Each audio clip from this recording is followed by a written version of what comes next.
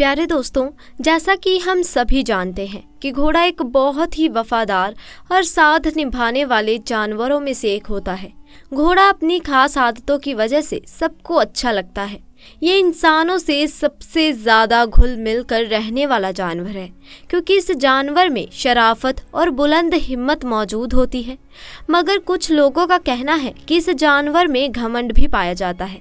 इसी वजह से घोड़ा अपने आप में ही ज़्यादा मस्त रहता है।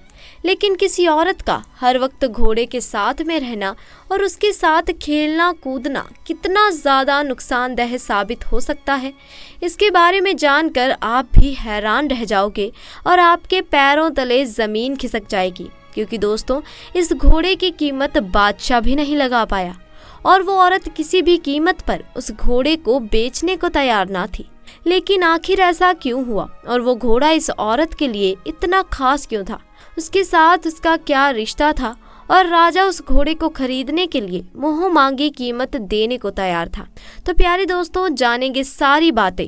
इसी वजह से वीडियो को आखिर तक ज़रूर देखिएगा। तो प्यारे दोस्तों, ये कहानी उस ज़माने की है जब हमारा देश आज़ाद भी नहीं हुआ था और छोटी छोटी रियासतों में हमारा देश बटा हुआ था।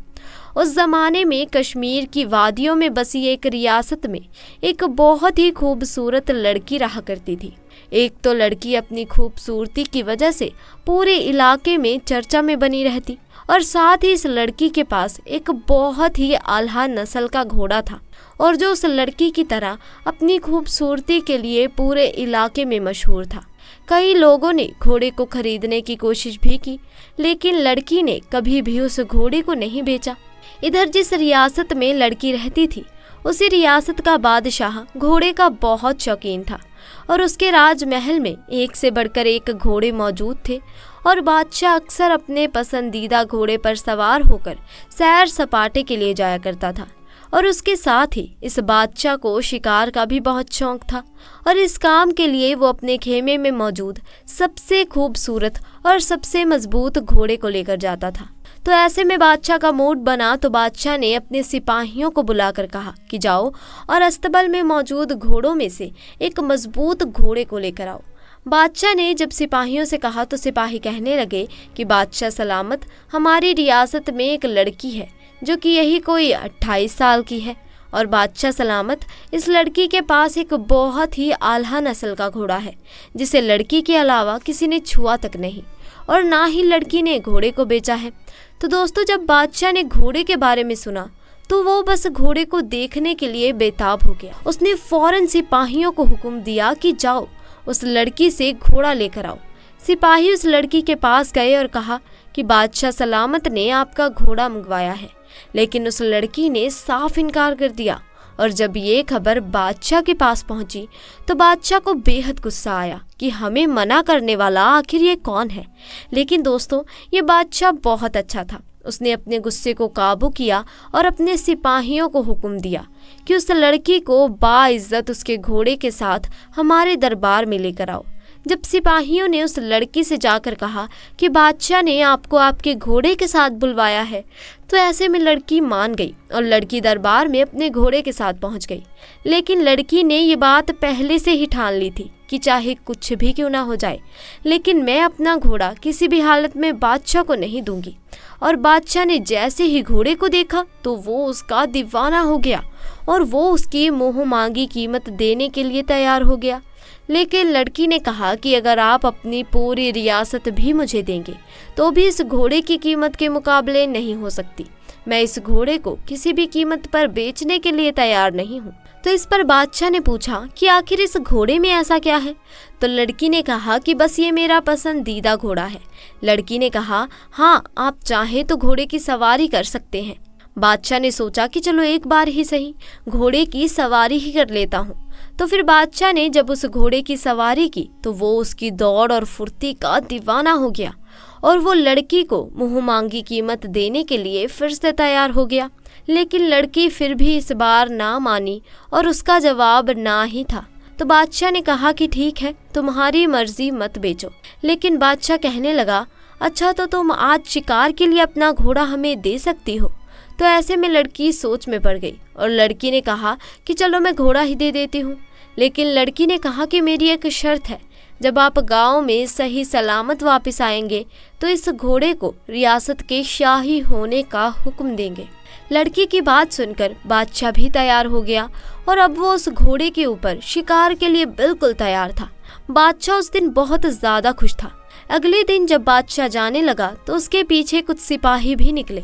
जब बादशाह शिकार की जगह पर पहुंचा तो उसने घोड़े को रोकने की कोशिश की, लेकिन पूरी कोशिश करने के बावजूद घोड़ा नहीं रुका और घोड़ा हवा से बातें करता हुआ और अपनी पूरी रफ्तार से आगे बढ़ता जा रहा था। बादशाह के पीछे चल रहे सिपाही घबरा गए और सोच में पड़ गए कि आज से पहले तो बादशाह सलामत इससे आगे तो कभी नहीं गए थे, तो आखिर अब इस इलाके में कहाँ जा रहे हैं।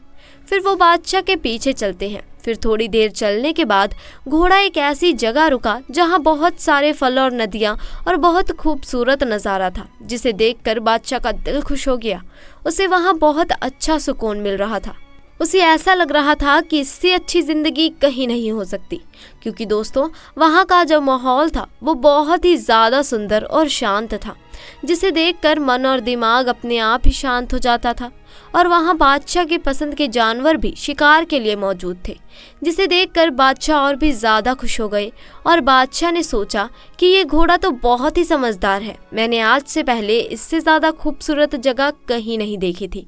फिर बादशाह ने वहाँ खूब शिकार किया और फल खाए और वापस आकर लड़की को उसका घोड़ा देते हुए कहा कि वाकई में आज से पहले मैंने इतना शानदार घोड़ा कहीं नहीं देखा था। इसके बाद फिर से बादशाह ने लड़की को घोड़ा बेचने के लिए कहा, लेकिन लड़की ने मना कर दिया और वादे के मुताबिक बादशाह ने घोड़े को शाही घोड़े का तगमा दे दिया। लेकिन दोस्तों अभी भी बादशाह के दिमाग में ये बात थी कि आखिर लड़की को घोड़े के साथ इतना लगाव क्यों है। और जहाँ लड़की और घोड़े की तारीफ हो रही थी और जो लोग बादशाह और लड़की से हसरत करते थे, उन्होंने गलत अफवाहें फैलानी शुरू कर दी कि इस लड़की के घोड़े के साथ नाजायज़ ताल्लुक़ है। और हमने कई बार खुद लड़की को घोड़े के साथ पहली सुबह जंगल में जाते देखा है। और जब ये बात बादशाह के कानों तक पहुंची तो बादशाह के कुछ जासूसों को लड़की के पीछे लगा दिया गया। फिर जासूसों ने भी लड़की को सुबह घोड़े पर सवार होकर जाते हुए देखा तो उन लोगों ने कहा, जी हाँ बादशाह सलामत, रोज सुबह उस घोड़े के साथ वो लड़की जंगल में जाती है। और सिपाहियों ने बताया कि जब वो आती है तो उसके पास कुछ फल या फिर शिकार किया हुआ जानवर होता है। ये सब सुनकर बादशाह समझ नहीं पा रहा था कि आखिरकार असल मामला क्या है। तो फिर बादशाह ने उस लड़की से ही पूछा कि तुम जंगल क्यों जाती हो। तो लड़की ने राज से पर्दा उठाते हुए बताया कि दरअसल मैं इसी जंगल में पैदा हुई थी और मेरे माँ बाप बचपन में ही गुजर गए थे। उसके बाद से ही मैं इन्हीं जानवरों के बीच पली बड़ी हूँ। ऐसे में मुझे जानवरों से बहुत प्यार है, मैं हर जानवर का ख्याल रखती हूँ। इसी दौरान जंगल से गुजरते हुए एक बुजुर्ग मुझे ये घोड़ा देकर चले गए और उन्होंने मुझसे कहा कि तुम इस घोड़े का ख्याल रखना और ये तुम्हारा ख्याल रखेगा। उसके बाद लड़की ने बताया कि मैं इस घोड़े से इतना प्यार करती थी, इसका इतना ख्याल रखती थी जितना कि बाकी जानवरों से नहीं करती थी। और जैसे जैसे घोड़ा बड़ा होता चला गया तो ये मेरा ख्याल रखने लगा और हमेशा की तरह ये मुझे ऐसी जगह लेकर जाने लगा जहाँ से मैं कभी गुजरी नहीं थी और वो जगह इससे पहले मैंने कभी नहीं देखी थी। वहीं से मैं फलों की टोकरी या शिकार किया हुआ जानवर लेकर आती हूँ और उसको बेचकर अपना गुजारा करती हूँ। तो दोस्तों उसके बाद फिर सब लोगों को समझ में आ गया कि आखिरकार लड़की और घोड़े के बीच में क्या रिश्ता है और ये जो रिश्ता है ये रिश्ता वफा और मोहब्बत का है। तो चलिए दोस्तों आपको एक और वाक़े के बारे में बताती हूँ। हज़रत उस्मान गनी रज़ी अल्लाह ताला अन्हा का दौरा खिलाफत है। आप रज़ी अल्लाह ताला अन्हा अपने कमरे में बैठे हुए हैं। एक बंदा आपके कमरे में आता है और आकर कहता है कि ऐ अमीनुल मोमिनी हज़रत उस्मान रज़ी अल्लाह ताला अन्हा एक बहुत बड़ा हादसा हो गया है। हज़रत उस्मान रज़ी अल्लाह ताला अन्हा ने पूछा क्या हादसा हो गया है। तो वो शख्स कहता है कि ऐ अमीनुल मोमिनी मैंने शादी की थी एक औरत से और आज उस औरत की शादी को 6 महीने मुकम्मल हो गए हैं और मेरी बीवी ने एक बच्चे को जन्म दिया है। अब आपसे मेरी एक दरख्वास्त है कि मेरी शादी को तो अभी 6 महीने ही हुए थे और ये बच्चा कैसे पैदा हो सकता है। अब इस वाक़े से पहले दोस्तों आम लोगों के अंदर ये बात पाई जाती थी कि 6 महीने में बच्चा पैदा नहीं हो सकता। इसीलिए वो आदमी भी परेशान हो गया और अपने उस बच्चे को देखा भी नहीं और सीधा अमीनुल मोमिनी के पास आ गया। हज़रत उस्मान रज़ी अल्लाह ताला अन्हा ने लोगों को जमा किया और मशवरा किया कि ये बच्चा हलाल का है या हराम का। और इससे पहले ऐसा वाक़या कभी भी पेश नहीं आया कि किसी औरत ने 6 महीने के बाद किसी बच्चे को जन्म दिया, और ये पहला वाक़या था। और दोस्तों, अरब के अंदर आम तौर पर 6 महीने के बच्चे को हराम का बच्चा समझा जाता था। तो मशवरे में मौजूद तमाम लोगों ने कहा कि 6 महीने का बच्चा अरब के अंदर कभी भी पैदा नहीं हुआ है, लिहाजा ये बच्चा हलाल का नहीं हो सकता बल्कि हराम का ही है। और जब हज़रत उस्मान रज़ी अल्लाह ताला अन्हा ने लोगों को जमा किया और मशवरा किया, और हिसाब किताब वालों ने सब ने यही कहा कि अरब की तारीख में 6 महीने के बच्चे को हराम का बच्चा समझा जाता है, तो यहाँ पर हज़रत उस्मान रज़ी अल्लाह ताला अन्हा ने हुक्म दिया कि औरत को संसार कर दिया जाए। हज़रत उस्मान रज़ी अल्लाह ताला अन्हा ने हुक्म दिया कि औरत को खुले मैदान के अंदर ज़मीन में गाड़ कर रज़न का अमल शुरू कर दिया जाए। अब जैसे ही आपने हुक्म दिया और आपने ये फ़ैसला फरमाया, तो ये खबर आसपास के इलाकों में फैल गई, और चलते चलते ये खबर हज़रत अली रज़ी अल्लाह ताला अन्हा के कानों में भी जा पहुँची। अब हज़रत अली उस मैदान की बजाय जहाँ उस औरत को संसार किया जाना था, वहाँ पर ना जाते हुए सीधा हज़रत उस्मान रज़ी अल्लाह ताला अन्हा के पास जा पहुँचे, और सलाम करने के बाद अमीनुल मोमिनी से पूछा कि उस्मान, क्या आपने हुक्म दिया है कि उस औरत को रज़न किया जाए जिसने 6 महीने का बच्चा पैदा किया है?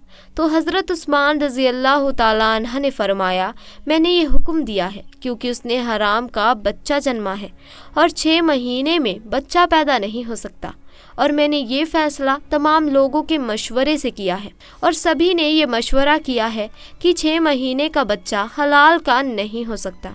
अब हज़रत अली रज़ी अल्लाह ताला अन्हा ने इरशाद फरमाया और कहा कि ऐ अमीनुल मोमिनी, आपने गलत फ़ैसला किया है।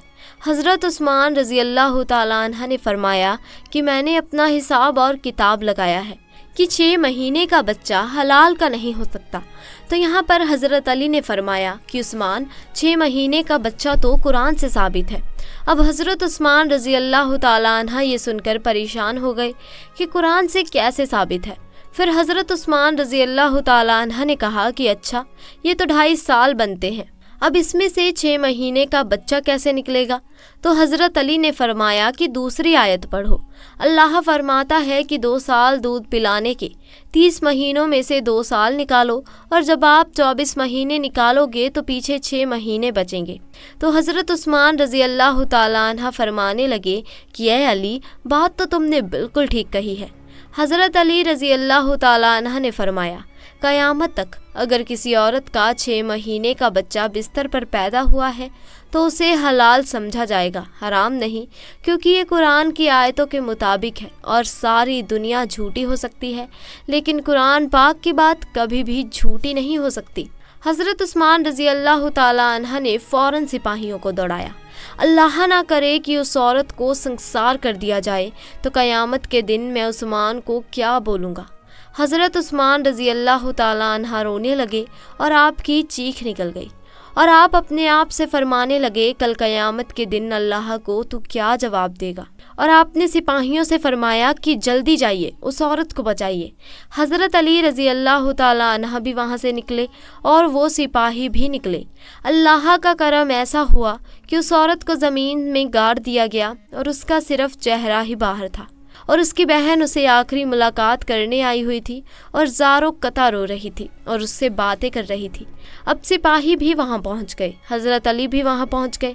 उस वक्त वहाँ पहुँचते ही हज़रत उस्मान रज़ी अल्लाह ताला अन्हा ने उस रज़न को रोकने का हुक्म दे दिया। उस वक्त उस ज़मीन में गड़ी हुई औरत ने अपनी बहन से एक बात कही कि ऐ मेरी बहन, मत रो और ना ही गम कर, और कहने लगी कि उस्मान रज़ी अल्लाह ताला अन्हा के हुक्म से मुझे रज़न तो किया जा रहा है, लेकिन मैं अल्लाह की कसम खाकर कहती हूँ कि जिन्नाहा तो बहुत दूर की बात है, खुदा की कसम मुझे किसी गैर महरूम ने छुआ तक नहीं। और उस औरत को उसी वक्त ज़मीन से बाहर निकाला गया, और हज़रत उस्मान रज़ी अल्लाह ताला अन्हा ने उस औरत को अपने पास बुलाया और उसके बेटे को पेश किया गया। रिवायत के अंदर ये अल्फाज मौजूद है कि जिस तरह परिंदों में 2 अंडे मिला दिए जाएं तो पता नहीं चलता कि कौन सा अंडा किसका है, दोनों में क्या फ़र्क है, इसी तरह उस बच्चे की शक्ल और सूरत बिल्कुल उसके वालिद के ऊपर थी और वालिद ने उसको अभी तक देखा नहीं था। वालिद ने जब देखा और कहा कि अल्लाह की कसम ये तो मेरा ही बेटा है, तो मेरे प्यारे अजीज़ दोस्तों, यहाँ पर एक बात तो मालूम हो गई कि जो 6 महीने में बच्चा पैदा होता है उसे हलाल का समझा जाएगा, क्योंकि कुरान पाक में ये फैसला मौजूद है। तो दोस्तों आज के लिए बस इतना ही। आपको हमारा आज का ये वाक़या पसंद आया हो तो वीडियो को लाइक करें, शेयर करें और चैनल को सब्सक्राइब करें। इंशाअल्लाह जल्द मुलाकात होगी ऐसे ही नए वाक़े के साथ। तब तक के लिए अल्लाह हाफ़िज़।